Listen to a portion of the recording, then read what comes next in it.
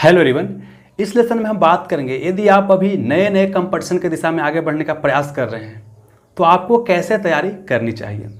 यह खास करके उन लोगों के लिए वीडियो यूजफुल होगा जो अभी इंटर के एग्जाम दिए हैं या ग्रेजुएशन में पढ़ाई कर रहे हैं या ग्रेजुएशन का पढ़ाई कर चुके हैं और कम्पिटिटिव फील्ड में अपना जो है किस्मत आजमाना चाहते हैं, सरकारी जॉब वगैरह का तैयारी करना चाहते हैं। तो इसमें एक मेजर पोर्शन होता है जीके जीएस को आप जनरल स्टडी या जनरल नॉलेज बोल सकते हैं। वर्तमान समय प्रत्येक एग्जामिनेशन में यहाँ से क्वेश्चन आपको पूछे जाते हैं। तो समानता इसकी तैयारी कैसी करनी चाहिए। ऐसे बहुत लोग आपको एनसीईआरटी के सजेशन देते हैं और बहुत लोग आपको लूसेंट का या आपको क्राउन का सजेशन देते हैं। लेकिन मैंने जहाँ तक तैयारी किया है और जिस तरह का माहौल से खास करके जो हिंदी माध्यम का स्टूडेंट आते हैं उनके लिए या अंग्रेजी माध्यम का भी है उनके लिए भी क्या फ़ायदेमंद हो सकता है। वाकई में एनसीईआरटी बुक जो होता है बहुत ही बढ़िया होता है, ठीक है ना। लूसेंट भी और क्राउन भी बुक क्या है, बहुत ही अपने आप में बढ़िया बुक है।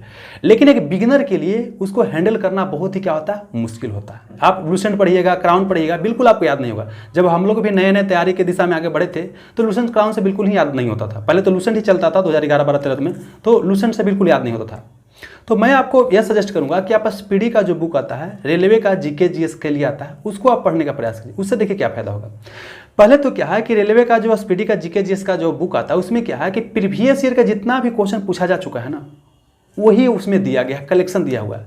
तो क्या है कि आपको याद करने में बहुत ही आसानी होता है। साथ ही क्या है कि एक ही क्वेश्चन बार बार 2-3 चैप्टर के बाद क्या होता है, रिपीटेशन भी होता है। उससे भी एक लगता है कि आगे मतलब पिछले जो है स्लाइड में पढ़े थे। तो इससे क्या होता है, थोड़ा सा कॉन्फिडेंस क्या होता है, बूस्ट होता है। और अल्टीमेटली क्या है कि 2 से ढाई महीना या 3 महीना में मान के चलते हैं कि अगर स्पीडी को एक बार बढ़िया से पढ़ जाते हैं ना तो एक मोटा मोटा जितना क्वेश्चन पूछा जाता है ना उसका समझिए कि आपको 60 से 70% के आसपास तैयारी हो जाता है मिला जुला करके। इससे क्या आता है कि एक अंदर से कॉन्फिडेंस आता है। जितना भी कॉम्पिटिटिव एग्जामिनेशन होता है ना, कॉन्फिडेंस वहाँ पर बहुत मायने रखता है।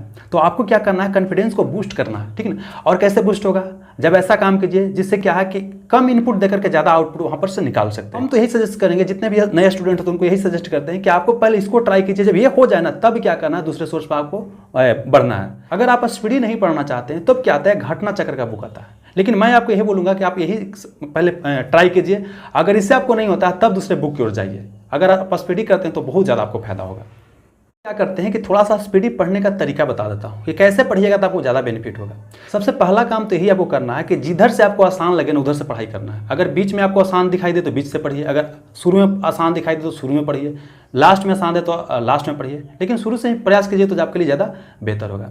तो पढ़ना कैसे, पहले क्या करना है कि एक बार पढ़ना। एक बार पढ़िएगा तो नया टॉपिक रहेगा, बिल्कुल आपको ज़्यादा कुछ ध्यान में नहीं आएगा। हो सकता है कि पहला बार जब पढ़िएगा तो हो सकता है कि 20 से 25 या 30 या 40% तक मैक्सिमम हो सकता है उसको जो है पॉइंट को आप दिमाग में ला सकते हैं, ठीक है ना। मतलब रटना नहीं है, बिल्कुल क्या करना, सिर्फ पढ़ना है। तो पहला बार में कितना आएगा, 30 से 40% आएगा।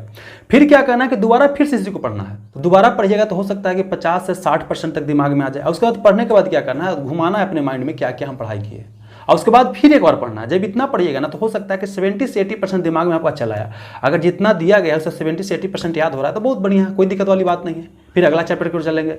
और रोज प्रयास करना है कि शुरुआत में 1 चैप्टर पढ़िए, उसके बाद फिर क्या करिए 2 चैप्टर पढ़िए, और ऐसे करते करते क्या करना है, डोज आपको बढ़ाते जाना है। और क्या करना है कि 2.5 से 3 महीना या 3 या 4 महीना के अंदर क्या करना है, हालांकि इसको पढ़िएगा तो बहुत आसान होता है, 2.5 से 3 महीने में आसानी से वो कर सकते हैं। बिल्कुल 2.5 से 3 महीना में क्या हो जाएगा, आपका कंप्लीट हो जाएगा। जब ये हो जाएगा ना तब क्या कर सकते हैं, दूसरे कोई भी बुक को पढ़ना है वहाँ पर आप रेफर कर सकते हैं, ठीक है। उम्मीद करता हूँ इससे आपको जरूर मदद मिलेगी।